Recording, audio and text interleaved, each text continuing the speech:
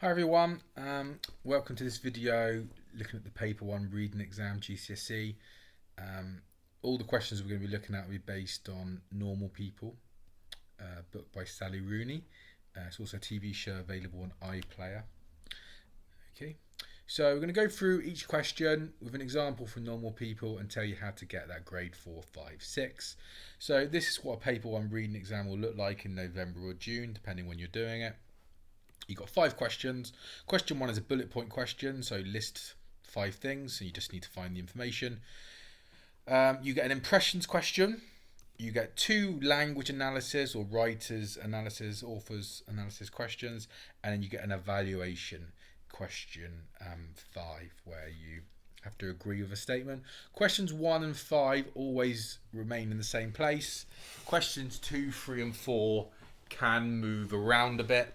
So for example, I put the impressions question here where 5 marks question 2, but it may well be worth question 4 and worth 10.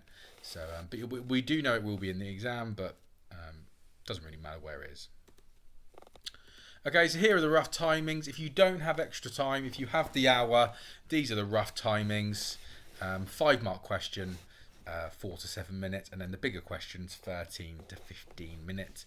Really important that you follow the timings. The main way people do not get the grade 4 is by just missing out, wasting too much time, and you miss out question 5, which is worth 10 marks, and there it's hard to come back from there. That leads to me talking about the examiner report. So for those of you who don't know, the examiner report is sort of document that the exam board make after the exams to say what students did well and what students didn't do well. So the reasons why students did not get a grade 4 and above in the reading exam was too much time spent on low mark questions. So for example, if you go back to question 1 and 2, people might have been spending 15 minutes on them and then only gave themselves 5 minutes for the 10 mark questions, which obviously is not a logical thing to do. Far too much feature spotting. What I mean by this is picking out a quote and saying it's a simile. That will not get you any marks. That will not get you any marks at all. If you say the effect of the simile, then it'd be good. But what people tend to do is just say, oh, that's alliteration, that's a metaphor, and then don't comment on it. It's easy just to pick out a quote and just say the word. More quotes needed. So if in a perfect world, 5 mark question, look for 4 or 5 quotes. If it's a 10 mark question, 7 to 8 quotes. Focus on content and language and recognising the impact of particular words and phrases. What I mean by that is pick out 1 or 2 words and say why the writer has chosen to use them. Okay, question 1, like I said, we're going to look at extracts of Normal People. We won't have time in this video to read the extract all the way through, so I will pick out the quotes. If you do want to read the extract all the way through, then pause the video, and if that's not good enough, get your teacher to get the resources, my resources. So if you just go on to test.com and type in Normal People, you'll find it on there. Okay, so question 1 is a 5 mark question. You should spend about 4 minutes on it. Only answer from the line stated, so it will say read lines 1 to 7. I know that sounds obvious, but in 2 or 3 people out of 10 will give me an answer from line 8. It will normally be a list question, a bullet point question. I've put normally here. I've never seen a question 1 that's not a bullet point question. You don't need to write a PEE. And if you can, if it's appropriate, write a full sentence. But don't just write 1 word. So at least give me even like a half a sentence, but just don't write down 1 word. Teacher tip, don't copy out quotes. You're not going to get a mark for that. Start each sentence with the narrator or he, she, obviously depending on the question. Our question here is, list 5 things that shows Marianne's attitude and or abilities at school. So if you go back to this, start each sentence with either Marianne or she. Okay, so like I said, I'm not going to read the extract through, but I'll tell you here that I've picked out 5 things. The things I've picked out to show her attitude and abilities at school are she has an open contempt for people at school. She has no friends at school. She spends her lunchtimes reading alone. A lot of people at school hate her. She's the smartest person in school. She's considered an object of disgust at school, and she wears ugly, thick-soled flat shoes. Okay. Again, I don't need to analyse these. Question 1, it might look really obvious on this question. Question 1 is normally is excuse me, is definitely the easiest question in the exam by far. I think the average is 3.5 out of 5. So 5 minutes, be really quick, move on to your next question. Okay, and then this is how I would write them out. So yeah, Marianne or she at the start. Okay, remember the question says the narrator, that is the person in the first person. Okay, the how questions. Moving on. Okay, so there are 2 how questions in the paper 1 exam. There is 1 how question in the paper 2 exam. Could even say 2 really. In the paper 1 exam, the how questions can be on 2, 3 or 4. Remember, there's 2 how questions. It'll be 2, 3 or 4. And they'll be worth 5 or 10 marks. If it's worth 5 marks, spend 5 minutes, 5-6 minutes. If it's a 10-mark question, spend double that. Even though I'm giving you rough things where I'm saying quotes and stuff, remember, it's all about time. So just do as many questions as you can in 5 minutes if it's a 5-mark question. Do as many quotes as you can in 13 minutes if it's a 10-mark question. So to get a grade 4 or 5, if it's a 10-mark question, pick 5 or 8 quotes. If it's a 5-mark one, pick 3 or 5 quotes. Again, depending on time. Once your time is up, you move on. No PEs more than 3 lines on an A4 page. So what I mean by that is all your explanations shouldn't be more than 2 sentences. The way people fail this exam is by picking out a quote and then writing half a page analysis or explanation. That will probably be just waffle and you repeating the same point.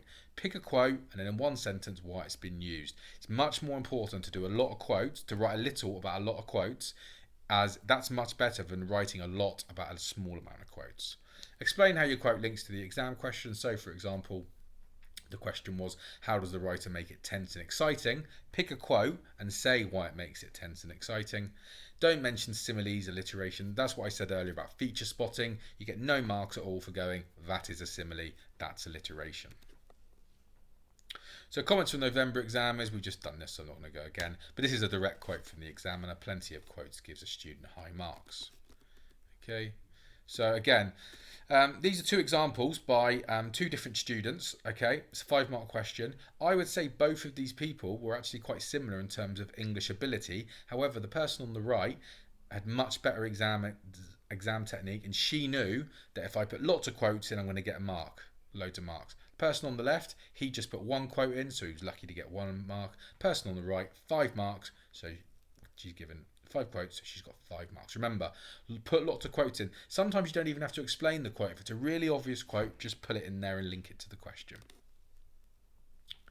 Okay, so again, try to make sure that you take quotes from the whole section of the extract. You would get marked down if you just put quotes from the top part of this extract, which is what we don't want. This is what we do want. So make sure you take quotes from all over the place. You're going to be much more successful if you do that. So the how question can be summed up by asking, why has the writer bothered to use certain verbs, verbs, adjectives? Why have they used these on purpose? So what I mean by that is, say if the question was, how does the writer present the storm with the quote, the wind patted against the trees? Okay, if you pat something, it's nice and soft. Yeah, the connotations are gentle, soft, and my PE would be, the word patted suggests the storm was soft and gentle. But if I change that, there's my quote and there's the explanation. If I change that to the wind destroyed the trees, change the verb, it makes it a totally different sentence. So instead of the wind patted the trees, destroyed tells me it's demolished it, it's broken it, it's smashed it, it's wrecked it. So just by changing, say if I was the writer, just by changing my word choice, I've given the reader a completely different effect. So the word destroyed suggests the storm was demolishing and smashed into the trees. So the question we've got for this normal people extract is, how does the writer make it clear that Marianne and her brother Alan have a tense relationship? How does the writer make the reader feel sorry for Marianne? It's a 5-mark question, so you're looking for 4 or 5 quotes in about 6 or 7 minutes, not including reading time. Bit of context. Alan is physically and verbally abusive to Marianne. This is the first time we encounter Alan in the story. So how does the writer make it clear that Marianne and our brother have a tense relationship? How does the writer make the reader feel sorry for Marianne? So this is quite a nice question where you've almost got 2 different things to look for. So this is the extract on the right. So you would go through it and you would zoom in on quotes that show a tense relationship or when we feel sorry for Marianne. Okay, so here are the quotes. I'm just going to go through a few of them. So first of all, we feel sorry for her as Alan grabs her by the arm. Okay, so it doesn't say holds her by her arm or touches her arm. The writer has used the verb grabs. This shows he's physically abusive to her, and the grabbing her. This suggests he's doing it in a violently or rough manner. The reader can also imagine this has happened many times before because Marianne doesn't really complain about it. She's beginning to feel nervous. That's one of the quotes. Remember, this is her brother, so we've put it's tense straight away as Marianne just starting to feel nervous by her brother's questions. Again, I haven't really explained that, but again, it's showing that she's feeling tense. Okay, so Alan then goes to move in front of the door. He moves to stand in front of the door. This tells the reader he is physically stopping her from going anywhere. Okay. When Marianne doesn't really provoke him in any way, and then Alan starts to tell Marianne that she doesn't have any friends. Okay, so I feel sorry for her as Alan is taunting her for not having any friends, and he actually then makes her confess out loud that she doesn't. She says, "No, I don't have any friends." So we see a mean streak in him as he makes her confess it by saying, "No, I don't." Okay, we feel sorry for Marianne as he looks angry. So we're worried to Marianne. We're worried as what's going to happen. Okay, and then just at the end, as she walks out, she's got away from him. It says her arm is throbbing where he grabbed it. So I've put her arm is throbbing where he grabbed it. This makes us feel sorry for Marianne as she's in pain. So the throbbing makes it sound like she's in pain. And also on a wider note, because it's her brother, we know Marianne has to live with this guy, and things might only get worse. Okay, so again, let's look at the quote a bit more. So Alan moves to stand in front of the door. So this is what basically Alan's doing to Marianne. But Alan moves to stand in front of the door. This tells the reader he's physically stopping her from going anywhere. He seems to enjoy this power. There's my quote, and that's why we feel sorry for Marianne. Okay, again, it could have said here he touches her upper arm or he pulls her upper arm, but grabs is a bit more violent, a bit more rough. So I put we feel sorry for her as Alan grabs her by the upper arm. This shows he's physically abusive to her, and grabs her suggests he does it violently. Again, there's my quote, and there's my explanation of why we feel sorry for her. And there you go. I'm not suggesting you're going to be able to do that in 5 or 6 minutes, but if you did 4 or 5 of them, you'll be getting your 5 marks out of 5. Okay, another quick how question before we move on. Okay, this one is the context of this one is that Connell and Marianne are having a relationship at school. He's very popular. She is not very popular at all. Connell, in a sort of adolescent way, would be embarrassed if he gets found out that he's seeing Marianne. And one of his friends has just found out that Connell's mum cleans for Marianne, and they're having a secret relationship, Connell and Marianne. Okay, so the question is, how does the writer show Connell is uncomfortable talking to Rob about Marianne? Connell and Rob are in Connell's car. Rob is one of Connell's best friends. At lunchtime on Tuesday, Rob started asking questions about Connell's mother working in Marianne's house, and Connell just ate his lunch and tried not to make any facial expressions. "Would you ever go in there yourself?" Rob said, into the mansion. Connell jogged his bag of chips in his hand and then peered into it. "I've been in there a few times, yeah," he said. "What's it like inside?" He shrugged. "I don't know," he said. "Big, obviously." "What's she like in her natural habitat?" Rob said. "I don't know." "I say, she thinks of you as a butler, does she?" Connell wiped his mouth with the back of his hand. It felt greasy. His chips were too salty and he had a headache. "I doubt it," Connell said. "But your mum is her housemaid, isn't she?" "She's just a cleaner. She's only there twice a week. They don't interact much." "Does Marianne not have a little bell she would use to get your attention?" Rob said. Connell said nothing. So the question is, how does the writer show Connell is uncomfortable talking to Rob about Marianne? Feel free to pause the video, see if you can come up with a couple of quotes. Again, this is probably a 5-mark question. Here are the ones I've come up with. Connell just ate his lunch and tried not to make any facial expressions. Actually, let's just go through the answers. Okay, so really simple. Okay, so how does the writer show Connell is uncomfortable talking to Rob about Marianne? So you would zoom in on any quotes that make it clear that Connell doesn't want to talk about it.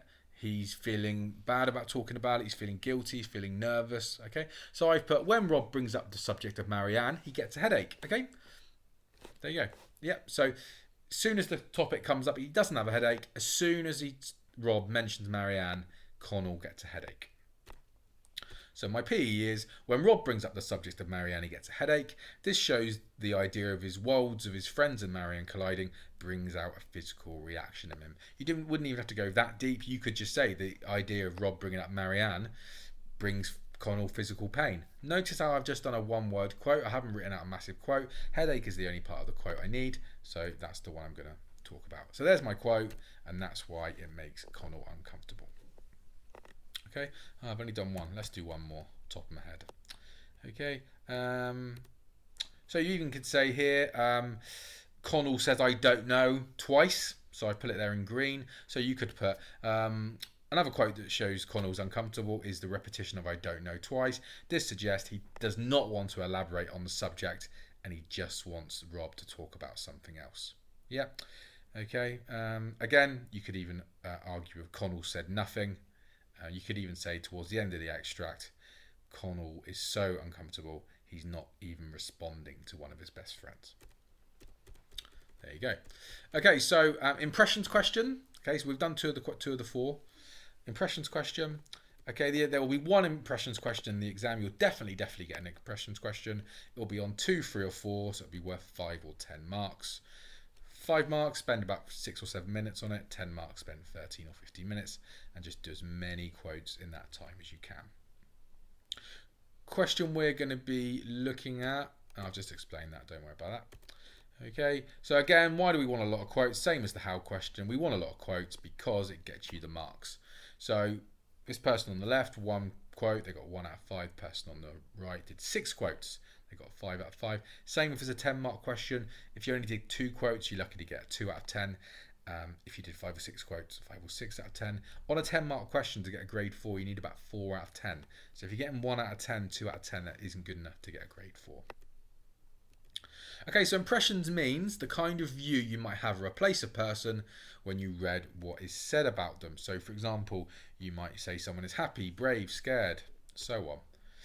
My teacher tip would be, look at the verbs and adjectives for help. So again, I don't want you to say in your answer the verb blah blah blah, but look at the verbs and adjectives that are used. Again, the one we looked at earlier where it said about Connell, Marianne's brother Alan, he didn't just touch Marianne's hand, he grabbed it. So this tells the reader that he's aggressive and physically abusive.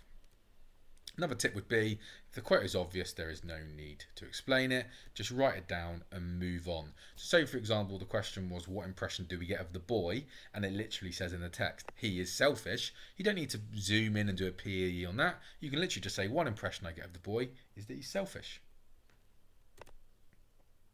Okay, an example, he beats his fist on the table as the girl shrieked. So the impression we might get of the guy is he's aggressive or angry, because he doesn't just put his hands down. He beat his fist, so it's not even hands, is it? It's fists, so that suggests he's almost cold up, angry. And it's not he placed his hand down, he beat his hands down, so he's hitting the table. And then, yeah, so he's angry. And the girl shrieking, well, be a human dictionary. What does shriek mean? What it basically means being scared. Okay, so this tells me the character is scared. So if I put that into a sentence, one impression I get of the man is he's angry, as he says he beat his hand on the table. Shriek gives me the impression that the girl is scared. So my red is my impression, and then my blue is my example. Okay, so the question we're looking at in the normal people question is from Lorraine. So this is Connell's mum. Okay, so this is Connell's mum. And the question is, what impressions does the writer create of Lorraine, which is Connell's mum, in these lines?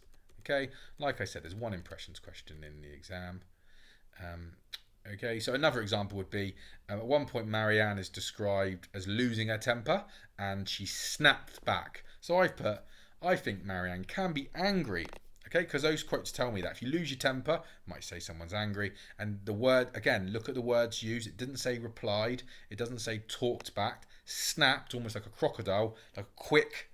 Yeah, quick and angry and forceful tells me that she's angry. Okay, again, look for the adjectives and verbs. Okay, so again, we're not going to look at the extract in detail. I'm going to pick quotes out, but just to set up the extract, what has happened is that Connell's been dating Marianne for a while in secret. However, he has just asked instead of asking Marianne to the prom, he has basically asked the most popular girl in school. Instead, he's got no real interest in the most popular girl in school to go to the prom or in her at all, but he would be embarrassed to go with Marianne. He doesn't want his friends finding out. Lorraine, Connell's mum, has just found this out. Connell was just told of this news and she is furious. One, because she doesn't want her son to be disrespectful, but two, she also knows and likes Marianne a lot. Okay, so if you did look at this extract, look for 5 or 6 opinions you have on Lorraine, underline the quotes that tell you this. So one of the quotes straight away is that when Connell tells her, Lorraine's nostrils flare white when she inhales. Yeah, so this image, this isn't Lorraine, but this is like someone's nostrils flaring. Think to yourself, what if someone's nostrils flare, what does it mean to you? Well, one impression I get of Lorraine is she's angry at Connell. The quote, her nostrils flare, tell me this. I don't need to zoom it into any detail because it's just fairly obvious. If someone's nostrils flaring, they are angry. Okay, so there's my impression and there's my quote to back it up. Okay, another one is that Lorraine asks, before Connell tells her, he asks Connell if he's all right because she recognises he's got a facial expression that shows he's worried about something. So I put one impression I get of Lorraine is she's caring as she asks Connell if he's all right. Another quote I got is that she's unhappy. Another impression she's got is that she's unhappy. So the quotes I've got that is that when Connell tells her about Marianne, she taps the window quickly and says, pull in here. Okay, I'll just read out them a little bit. I put, she is unhappy that Connell has asked Rachel to the Debs. She taps the window quickly and says, pull in here. When Connell doesn't comply straight away, she taps the window again, this time harder. Harder is the quote. And I put, hitting the window harder suggests she's frustrated with Connell. The fact she wants him to pull over the car over means she wants to have a serious conversation with him. She demands his full attention. Okay, that's pretty hard for you because you've not seen the extract. But if you look at the quotes. Okay, another one is that she calls Connell, where before this in the book, she's always very nice to Connell, but she calls Connell a disgrace and she says she's ashamed of him. So I've put another impression I get is that she's furious and disappointed in Connell because she calls him a disgrace and says she's ashamed of him. Okay, and the last one is, again, we show her anger because as she doesn't just get out the door and closes the door. In the extract, she gets out the door, she slams the door hard. Okay, so I put, finally she shows her anger again by shutting the door, and then my quote to prove this, that she's angry, is that slams hard. If it would have said Lorraine closed the door behind her, it's not telling us that anything about Lorraine, but the fact that she's slamming it hard tells us she's absolutely fuming. And there they are all together. If this was a 10-mark question, you should be looking to do about this. Okay. Again, notice all the blues are the impressions, the reds are my explanations to back it up. My quotes to back it up. Again, apart from one, they're all one sentence or two sentences. Make sure you're tracking through the text. You're doing your quotes. Remember, quotes get you the marks. If I just did 2 quotes of loads of explanation, I'm only going to get 2 out of 10. Do as many quotes as you can, explain them, and move on to the next question. Okay, the final question in the exam, remember our 2 how questions. The final question in the exam is question 5. Okay, so we call this the evaluation question. It will always be the last one in the exam. This doesn't move around like the other questions. Question 5 will always be at the end. And why we call it evaluation question is the way it's set up. This question is they give you a pretend student quote and then ask you whether you agree with it. Okay, so this part of the book is when Connell and Marianne and all the people at school go to a nightclub. Okay, and Marianne has never been out before and she glams herself up, and Rachel, who's this sort of love interest of Connell, she's very jealous that Marianne has turned up looking very glam. Okay, so the question is, Rachel is portrayed as a jealous character in this part of the story. To what extent do you agree with this view? Okay, so spoiler alert, you will agree with the view. Whatever question you get in the exam, they won't give you something to disagree of. So it's a 10-mark question. So find 5 or 6 quotes to back up what the student says. And this point is that Rachel's jealous. If you want to do, you could do 1 quote to show she's not jealous. Or maybe another thing, you could say maybe she's, in this part of it, she's caring or something. But generally, you're going to find 95% of the quotes are going to be to do with the question. Okay? So you'll go through the text and find 5 or 6 or 7 quotes that make Rachel seem jealous. Okay, so again, this question, 10 marks, 13 to 15 minutes, is the final one of the exam. On average, this is the question that students do worst on in the exam, but a lot of that is because people run out of time. So agree with the question, find quotes that show Rachel is jealous. Okay, like I said, 5 or 6 quotes to prove she's jealous. And if you wanted to, you could pick 1 or 2 quotes and maybe give a different opinion. So maybe she's angry or caring, for example. Okay, really importantly, a lot of students get a bit mixed up on the last question, but question 5 is just the same as the other how questions in the exam. It's just written a little bit differently. So treat it exactly the same as the other how questions, and so just rephrase the question in your head to make it a how question. So what I mean by that is, the question at the top is, Rachel is portrayed as a jealous character. To what extent do you agree? Just change that into, how's the writer portray Rachel as jealous? Okay? So it's the same question as a how question, but just make it nice and simple. So don't get confused by the way it's worded at the top of the screen here. Just rephrase it in your head like it is at the bottom now. Okay, the most important thing about this question is giving yourself time to do it. This means managing your time carefully on the rest of the exam. So like I said to you right at the start, questions 1 and 2 are only out of 5. The main way people muck up on the exam is they spend too long on the 5-mark questions and they don't give themselves enough time on the question 3, question 4 and question 5, which are worth 10 marks. So again, 5-mark question, 5 or 6 minutes, 10-mark question, 13 or 14 minutes. It doesn't matter how many quotes you do on each question, you just move on when your time is to move on. Keep looking at that clock. Okay, this is what a question 5 looks like where someone doesn't answer it. It's blank, you get a 0. Okay, remember if this exam is out of 40 and you need about 20 out of 40 to get a C or a grade 4, getting 0 out of 10 on one question is a massive downer. Okay, so get through it, answer each question. Okay, so this one is a massive extract, so obviously I'm not going to make you read it. Again, if you do want to read the extracts, pause the video. If you can't see it, go on to tes.com, get your teacher to do it, and get the resources from there. Okay, so again, look for 5 or 6 quotes to present Rachel as jealous, nasty, or mean. In this case, I will pick them out. Okay, so here are the ones I've picked out. So Marianne turns up, and someone says, "You look gorgeous," to her. Rachel's there and says nothing. When Connell comes, Rachel starts laughing, leans in to say something in Connell's ear. He turns his face away slightly and doesn't laugh along. She's talking about Marianne. Okay, Karen says to Marianne, "Now you see," Karen's another friend of Marianne's, "now you see why Rachel's in a bad mood with you." Okay, when one of the people at the club grab Marianne and make her upset, everyone is around trying to make Marianne feel better. The only thing Rachel says is, "Leave her alone." When Connell sticks up for Marianne, Rachel says, "Oh, do you want to kiss her better?"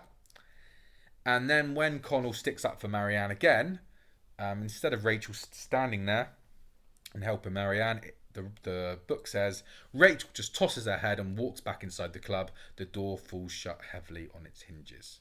Okay, so do a little intro sentence for this question and just say, "I agree with the question." You will struggle to get a good mark on this question if you don't just say that bit at the start where you say, "I agree with the question." So for example, "I agree that Rachel was portrayed as a jealous character in this part of the story." Don't have to back it up with a quote for this one. Just give me a little intro. Okay, so I've put, "She is jealous when the girls compliment Marianne. You look gorgeous." Rachel Moran says nothing. So why does that make her seem jealous? I've put, "She is used to being the most attractive girl and cannot bring herself to give Marianne a compliment." So she says nothing. She can't bring herself to say, "Oh, Marianne, you look nice."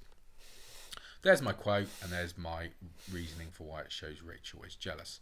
Another one. So when Marianne is being assaulted in the club, a guy tries to grab her chest.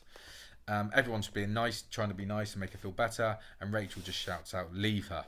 So I put, Rachel says leave her when Marianne is being cared for after being assaulted. This shows Rachel doesn't like the attention Marianne is getting. Okay, another one is Eric says Marianne looks sexy. And then it says, Rachel starts laughing, leans in to say something in Connell's ear. She is making fun of Marianne publicly.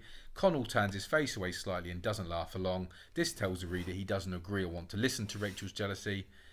Okay. Another one is that now you see why Rachel's in a bad mood. And I put, the reader knows Rachel is jealous. As Karen says, now you see why Rachel's in a bad mood. This shows Rachel was jealous, as everyone knows that Connell was looking at Marianne and not Rachel. Okay, the one we did. And then at the end, Rachel is jealous of the attention Connell gives Marianne and responds with an immature comment, oh, do you want to kiss her better? Okay, and you could also have that one at the end where it says Rachel just tosses her head and walks back inside the club. The door falls shuts heavily on its hinges. So the door falling heavily on its hinges suggests she's almost jealous, so jealous she's angry that she's almost slammed the door so much the door's almost broken on its hinges. Okay, so we've gone over all of the questions. So question 1's the bullet point, the impressions question, the 2 how questions, and the evaluation question. Hopefully that has been of some use to you. It's a very quick overview. Obviously a big part of the exam as well is you picking out the quotes. So have a look at my other videos on BPC English to help you with that. But there's been my little video on normal people. Hope it's been some use to you.